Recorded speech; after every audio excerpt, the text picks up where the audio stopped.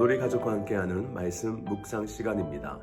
오늘도 주님께서 우리에게 말씀을 깨닫는 지혜와 기도응답의 축복으로 함께해 주시기를 주님의 이름으로 축원을 드립니다. 오늘 함께 나누실 말씀은 누가복음 21장 29절에서 38절 말씀입니다. 종말에 대한 이야기는 부담스러운 내용으로 가득 차 있습니다. 기근, 전쟁, 재앙, 불심판, 예수님의 재림, 상상만 해도 우리에게는 큰 부담이 되죠. 그러나 이 종말에 대한 이야기는 꼭 필요한 이야기이기에 예수님께서는 사역을 하면 할수록 십자가와 가까워지면 가까워질수록 종말에 대하여 더 많은 이야기를 하십니다. 꼭 필요한 내용이기 때문이죠. 오늘 본문도 이 종말에 대한 이야기가 계속 이어지고 있습니다. 무화과 나무 비유를 통하여 종말의 징조에 대한 이야기입니다. 모든 일에는 징조가 다 있습니다. 지진이 일어날 때에도 여진이 일어나죠. 큰 지진이 일어나기 전에 적어도 10번 이상의 여진이 있다고 합니다. 동물들은 그 징조를 알아서 미리 피하거나 이상한 자연현상이 일어나기도 합니다. 물고기 떼가 육지로 올라온다든지 까마귀가 때로 하늘을 덮든지 겨울인데 개구리가 올라와 얼어 죽는 일들이 다반사로 일어납니다. 이것을 존조현상이라 얘기를 하죠. 사람이 살아가는 이 세상에도 존조현상이 있습니다. 아인리히 법칙이라고 큰 대형 사고가 일어나기 전에 30번의 중형 사고가 일어난다고 합니다. 그리고 작은 사고 300번이 존조현상으로 나타난다고 하죠. 이 존조현상 속에서 중형 사고를 잘 대비하면 큰 대형 사고를 막을 수 있는 것이죠. 오늘 우리가 같이 나눌 이 징조, 동일한 의미인 것입니다. 예수님께서는 무화과나무 비유를 통하여 싹이 나면 여름이 오는 것을 너희가 다 알지 않느냐라고 하시면서 모든 사람이 종말에 대한 징조의 때를 알 수 있다고 말씀하셨습니다. 근데 오늘 이 종말에 대한 비유 조금 다른 입장에서 예수님이 설명하십니다. 말씀을 보시면 종말이라고 사용하지 아니하고 하나님 나라가 이루어졌다라는 말로 오늘 말씀을 하십니다. 즉 오늘 이 종말의 비유는 하나님 나라가 완성된, 하나님의 나라가 다 이루어진 징조가 무엇인가 여기에 초점이 있는 것입니다.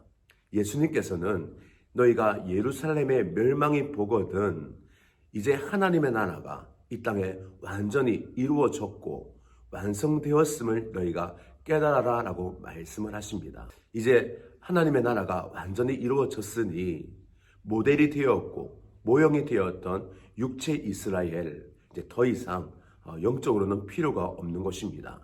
그뿐만 아니라 유대인들이 영적인 이스라엘을 받아들이기 위해서는 육적인 이스라엘을 버려야 하기에 하나님께서는 바로 육적인 이스라엘을 이 땅에서 시며 없어지게 하는 것입니다. 그로 말미암아 하나님의 나라가 바로 여기에 있구나라고 깨닫게 하시는 것이죠. 그러면 하나님의 나라는 언제 완성되었습니까? 예수님께서 십자가에서 죽으심으로 다 이루어졌습니다. 예수님께서 십자가에서 마지막 하신 말씀, 내가 다 이루었다라는 말씀, 하나님의 나라가 예수 그리스도의 십자가로 통하여 완성되었음을 말씀하신 것입니다. 예수님께서는 죽으시고 부활하시고 승천하시고 성령을 우리에게 주심으로 인하여 하나님의 나라를 완성하신 것입니다. 그리고 그 완성의 그 열매가 교회인 것이죠. 교회는 또 다른 하나님 나라 완성의 징조요 또한 열매입니다. 한쪽 면에서는 하나님 나라의 완성 그 열매입니다. 또 한쪽 면에서는 앞으로 예수님께서 재림하실 하나님 나라의 징조가 되는 것입니다. 교회가 하나님 나라의 완성을 이 땅에 보여줄 때 교회를 통하여 세상은 앞으로 임할 하나님 나라를 바라보게 되는 것이고 그들 또한 하나님 나라 안에 들어와 구원을 받는 일들이 일어나게 될 것입니다. 즉 교회가 하나님 나라의 완성을 가지고 살아갈 때 앞으로 임할 하나님 나라의 뚜렷한 징조가 되어 구원을 선포하고 생명을 이루는 하나님의 참 교회, 영적 이스라엘이 되는 것입니다. 교회는 하나님 나라의 완성이기에 세상과 다른 삶을 살아야 합니다. 거룩과 사랑과 자비와 인내와, 즉 성령의 열매의 삶이 교회의 열매가 되어야 합니다. 또한 교회는 하나님의 나라이기 때문에 세상이 줄 수 없는 것을 세상에 주는 교회가 되어져야 합니다. 평안과 기쁨과 사랑과 넉넉함이 교회 안에 있어야 되는 것이죠. 우리들이 이미 하나님 나라에 살고 있는 사람으로서 천국의 향기가 바래지는 그러한 교회가 되어야 합니다. 그렇다면 교회가 종말의 징조가 되기 위하여 어떻게 해야 합니까? 오늘 본문에서는 버려야 될 3가지, 이루어야 될 3가지를 말씀하고 있습니다. 버려야 될 3가지, 첫 번째는 바로 방탕함입니다. 이 방탕함이란 낭비를 말합니다. 우리가 이런 말 하죠. 공든탑이 무너진다. 이 세상에 공든탑을 쌓았는데 그것이 아무 소용이 없고 종말에는 다 무너진다라는 이야기입니다. 지진이 일어날 때 가장 안전한 곳이 어디일까요? 내진 설계가 잘 되어진 고급 빌딩이겠습니까? 그렇지 않습니다. 가장 안전한 곳은 평지에 세워진 텐트입니다. 무너져도 다치지 않고 또 곧 세울 수 있습니다. 하지만 아주 멋지게 고층 빌딩을 세웠지만 큰 지진이 일어나 다 무너지면 오히려 그것은 폐허가 되는 것이고 또한 비명과 신음이 가득한 바로 비극의 장소가 되는 것이죠. 이 모습을 가리켜 방탕함이다라고 얘기합니다. 우리가 열심히 업적을 쌓고 공든탑을 쌓았는데 마지막 날에는 오히려 그것이 다 무너져 우리에게는 비참함이 되고 신음과 큰 후회가 되는 일들 있게 되는 것이죠. 우리는 영원한 것을 쌓는 사람들입니다. 하나님 나라를 위하여 하나님 나라에 바로 재물을 쌓는 사람들, 지혜로운 자입니다. 따라서 오늘 우리가 살아갈 때에 이 땅에 공든탑을 쌓는 것이 아니라 저 하늘에 생명의 탑을 쌓아가는 저와 여러분 될 수 있기를 주님의 이름으로 축원을 드립니다. 두 번째, 술 취함을 버려라 라고 얘기합니다. 이 술 취함은 우리 육체의 본능을 따르는 삶을 말합니다. 우리가 술을 먹으면 알코올이 우리 몸에 흡수되어 특별히 뇌에 큰 영향을 끼칩니다. 대뇌 중추신경을 지배하게 되어지고 사람은 그때에 자제력과 인내심을 잃어버리고 자기의 본능에 충실하게 살게 된다고 합니다. 그리하여 잠재웠던 폭력성, 분노 이것이 표출되어 술을 마시면 사람을 때리는 사람이 있고 물건을 파괴하는 사람이 있고 싸우는 사람들이 있습니다. 이것은 알코올이 그 사람을 지배하여 육체적 본능을 깨우기 때문이죠. 또 이 술은 우리 쾌락을 깨웁니다. 정상적인 사람으로 하지 못할 이상한 일들을 술을 마시면 쾌락을 위하여 자기에게 큰 손해를 끼칠 일들을 하기도 합니다. 그래서 가정들이 큰 어려움을 겪기도 하죠. 이처럼 술 취함, 이것은 육체의 본능에 충실한 삶을 말하는 것입니다. 저와 여러분, 우리는 술 취하지 말고 바로 성령에 취하여 살아갈 수 있기를 주님의 이름으로 축원을 드립니다. 세 번째입니다. 생활의 염려를 버려라 라고 말씀하십니다. 염려는 먹장 구름과 같습니다. 하늘에 구름이 뭉게뭉게 모이다가 어느 순간 소나기가 확 쏟아지죠. 염려가 그렇습니다. 하나하나 쌓이다 보면 이제 우리가 견딜 수 없는 큰 심리적 요동에 빠지게 되어지죠.